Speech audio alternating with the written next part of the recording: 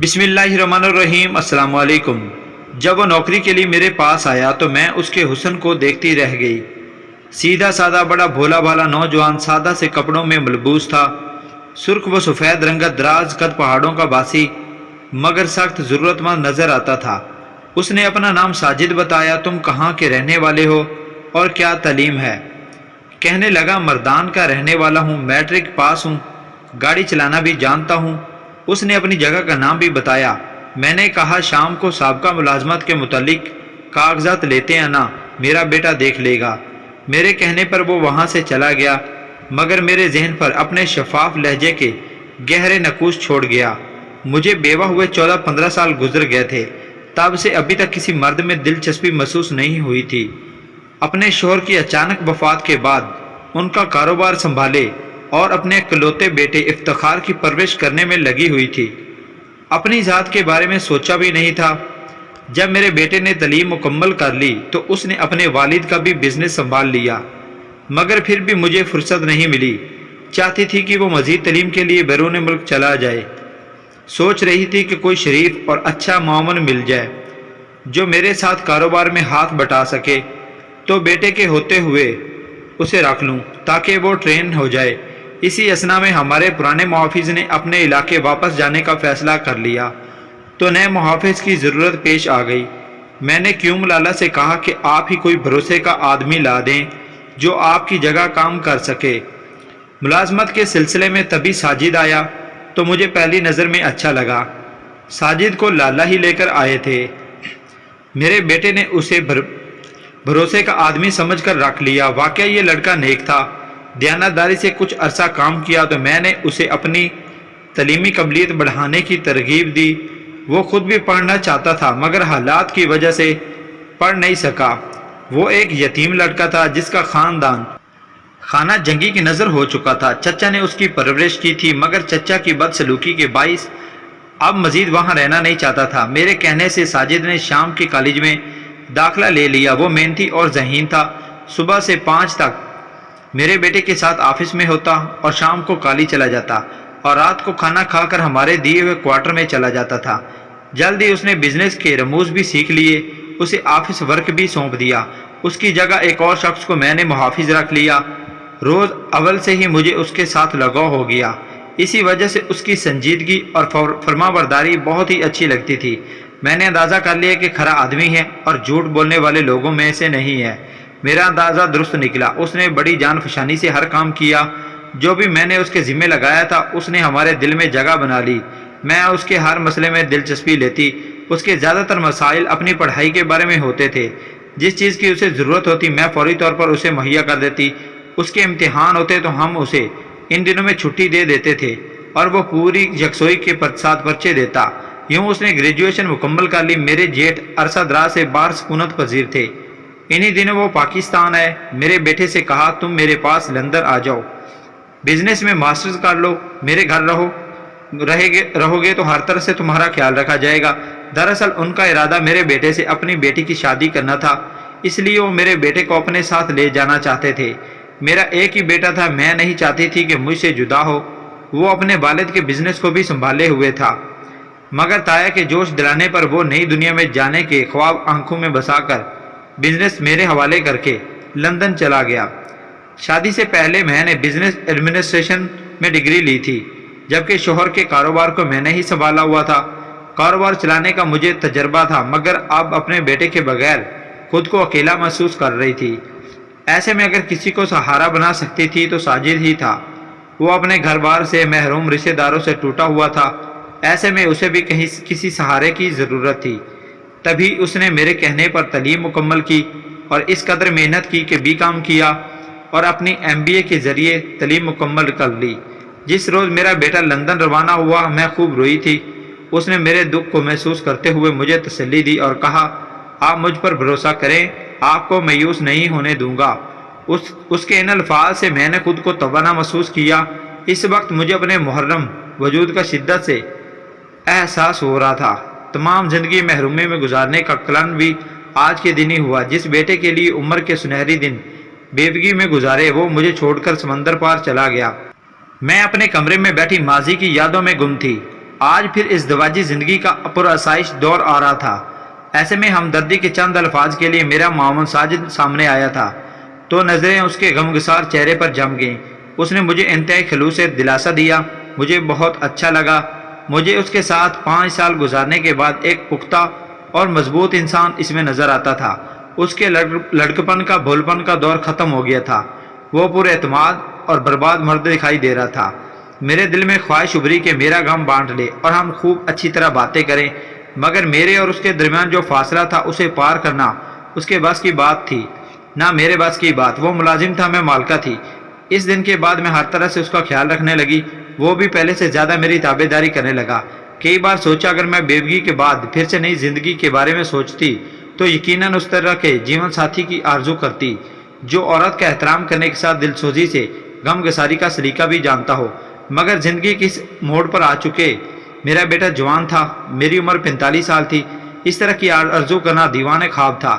اب یہ سوچ مجھے کسی طرح بھی زیب نہیں دیتی تھی ایک لمحے کا تصور بھی ایک نئی زندگی پھر سے شروع کر دوں۔ مجھے حجاب دلانے کو کافی تھا۔ میری اور ساجد کی عمروں میں بھی بہت فرق تھا۔ وہ عمر کے لحاظ سے میرے بیٹے کے برابر تھا۔ اس کی عمر 22 سال ہوگی۔ تاہم جب اس نے ایک مضبوط مرد کی مانند میری غم گساری کی تو مجھے اس کے تحفظ کا احساس ہوا جو کسی بھی عورت کو درکار ہوتا ہے جب وہ اکیلی اور بغیر مضبوط سہارے کے زندگی گزار رہی ہو۔ اگرچہ دولت بھی ایک سہارا ہوتی ہے مگر وہ اتنا مضبوط نہیں ہوتا۔ کبھی کبھی تو دولت ہی تنہا عورت کو بہت زیادہ غیر محفوظ بنا دیتی ہے۔ ان دنوں ساجد میرا خیال رکھ رہا تھا۔ میرے دل میں اس کے لیے فطری جذبات پیدا ہو رہے تھے جو میری عمر کی عورت کو زیب نہیں دیتے تھے۔ میں نے تو ایک بچے کی ماں بنی اور بیوہ ہو گئی۔ میری امنگیں اور خواہشیں ادھوری رہ گئیں۔ اب جب کہ اپنی ذمہ داریوں سے جاگی تو میرے اندر کی سوئی ہوئی عورت بیدار ہوگی۔ کبھی سوچ کہ کاش میری کوئی اور بھی اولاد ہوتی، تو کبھی سوچتی کہ میں نے اپنا گھر کیوں نہیں بسایا۔ آج میرے ارد گرد میرے اپنے تو ہوتے۔ اب جب بھی ساجد آمدنی کا حساب کتاب دینے آتا، میرے سامنے بیٹھا ہوتا تو میری کیفیت عجیب ہوتی۔ میں کس طرح سے اپنی کیفیت بتاتی کہ میں دوبارہ سے اپنا گھر بسانا چاہتی ہوں۔ اب سمجھ میں آیا کیوں بیوہ کو دوبارہ گھر بسانا چاہیے۔ لوگ کہتے ہیں کہ بیوہ کا شادی کرنا کوئی جرم نہیں، اور میں ان باتوں سے بیزاری محسوس کرتی تھی۔ مجھے غصہ آتا تھا کہ بیوگی کوئی جرم تو نہیں، میرے پاس سب کچھ ہے، مجھے کسی چیز کی ضرورت نہیں ہے۔ مگر اب لگتا کہ عورت کا ہر حال میں حقیقی سہارا اس کا جیون ساتھی ہوتا ہے۔ ایک روز ہم گاڑی میں سبزی لینے کے لیے مارکیٹ جا رہے تھے۔ کار ایک جگہ سگنل بند ہونے کے باعث رکی۔ ایک بوڑھے بھکاری نے ہاتھ پھیلا کر کہا، کچھ اللہ کے نام پر دے دیں، اللہ آپ کی جوڑی سلامت رکھے۔ میں نے 50 روپے اس کو دیے اور کار آگے بڑھا دی۔ کچھ ساجد کی طرف دیکھا، وہ بھی کچھ شرمندہ سا ہو گیا۔ تبھی اس کی خفت مٹانے کو میں نے کہا، تو یہ کبھی کبھی یہ بھکاری بھی نہ کوئی انہونی بات کہہ دیتے ہیں۔ اب اس عمر میں بھی کوئی عورت بیادہ ہو سکتی ہے، کیوں نہیں ہو سکتی؟ ماشاءاللہ آپ کسی طرح بھی زیادہ عمر کی نہیں لگتی، جبکہ اپنی قامت کی وجہ سے میں آپ سے عمر میں زیادہ لگتا ہوں۔ اس کی بات سن کر میرے دل میں تو مسرت کا دریا بہنے لگا۔ میں نے کہا، انسان کو سمارٹ رہنا چاہیے، اپنے آپ کا خیال رکھنا چاہیے۔ ساجد تم کام میں ایسے مگن ہو گئے کہ تمہیں اتنا ہوش نہیں رہا۔ کہنے کو تو میں نے کہہ دیا، مگر یہ بات کر کے میں خود شرمندہ ہو گئی۔ مجھے خفیف دے کر اس نے میری خفت کو دور کرنا چاہا۔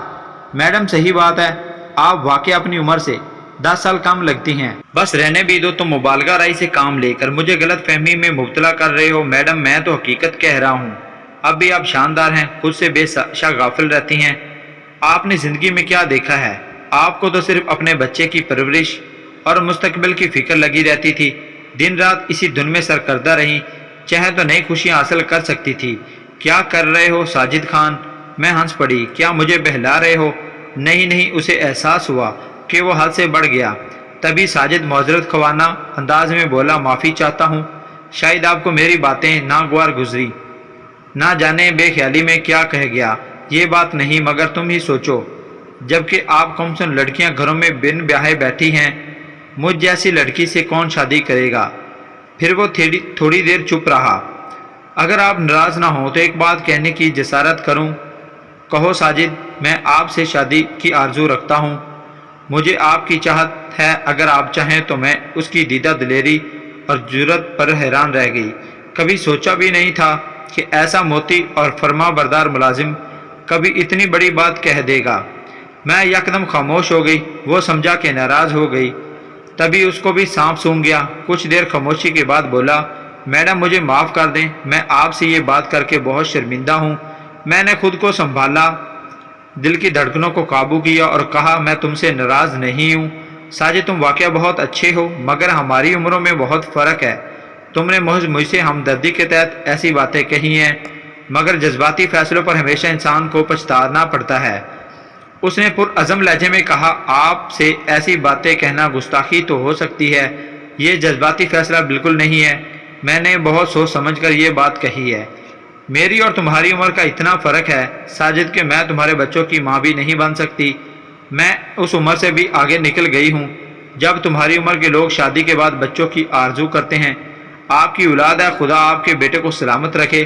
میں ضروری نہیں سمجھتا کہ میری اولاد ہو، تبھی مجھے لگا کہ یہ میری دولت پر نظریں جمائے ہوئے خود سے چھوٹے بندے سے شادی کرنے کا مطلب تو بڑھاپے میں خود ہی مٹی پلیت کرنا ہے۔ اچھا تم سوچ لو، میں بھی سوچ کر جواب دوں گی۔ اب میں سخت کشمکش میں تھی کہ دل کہتا تھا کہ اس کی پیشکش کو مان لوں اور دماغ کہتا تھا نہیں، ابھی وقت بیت گیا ہے۔ انسان اتنے بھی اچھے نہیں ہوتے، اچھے مرد بھی فریب دے جاتے ہیں، کہیں دھوکہ نہ ہو۔ کافی دن ہم دونوں چپ چاپ رہے مگر یہ چپ بے معنی نہیں تھی، طوفان اندر ہی اندر پل رہا تھا۔ میں راتوں کو سو نہیں سکتی تھی، بالآخر میرا ذہن اور وجود تھک گئے، میں بیمار پڑ گئی۔ اب گھر میں کون تھا ساجد کے سوا؟ اسے میری تیمارداری کرنا تھی، ڈاکٹر کے پاس لے جاتا، میری دوا لانا ہوتی یا کچھ بھی، یہ صرف اکیلے میں کرتا تھا۔ واقع اکیلی عورت کو کسی مضبوط مرد کے سہارے کی ضرورت ہوتی ہے۔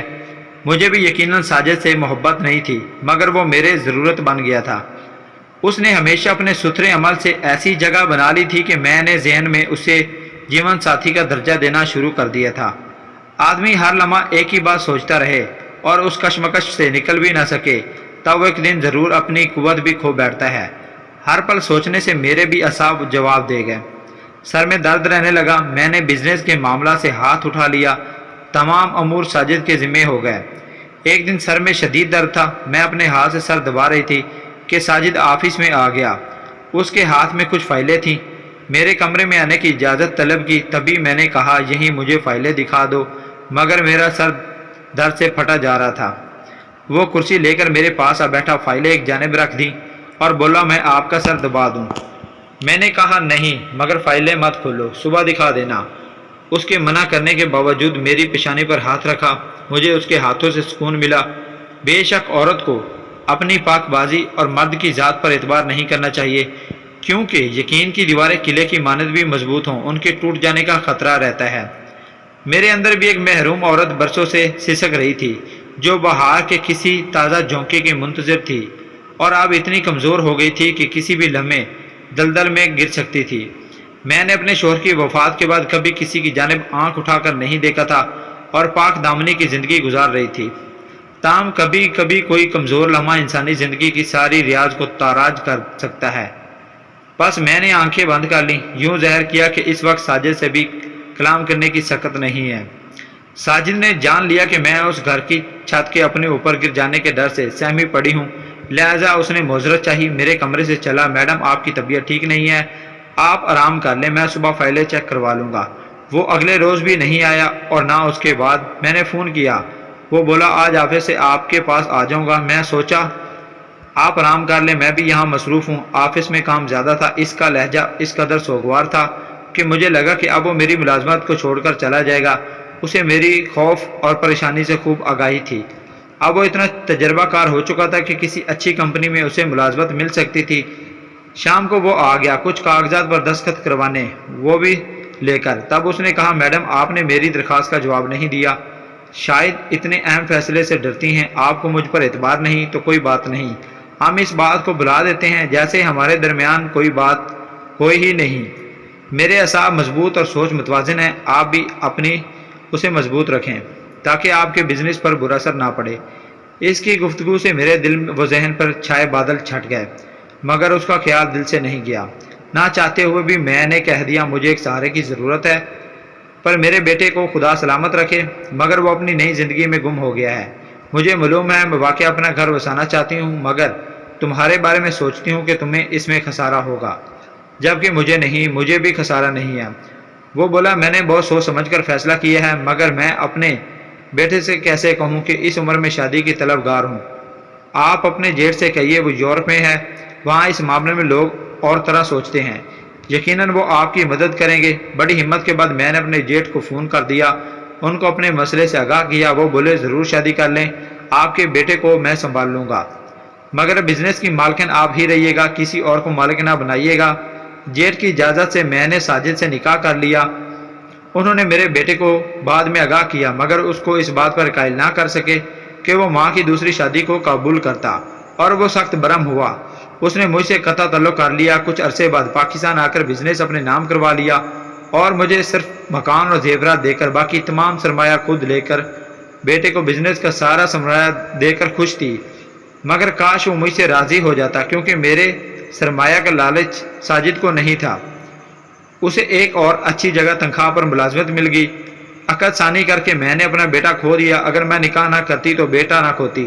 مجھے ساجد سے کوئی شکوہ نہیں ہے، اس نے عمر کے فرق کے باوجود واقعہ مجھ سے سچی محبت کی، میرا اتنا خیال رکھا، ذرا بھی تکلیف نہیں ہونے دی۔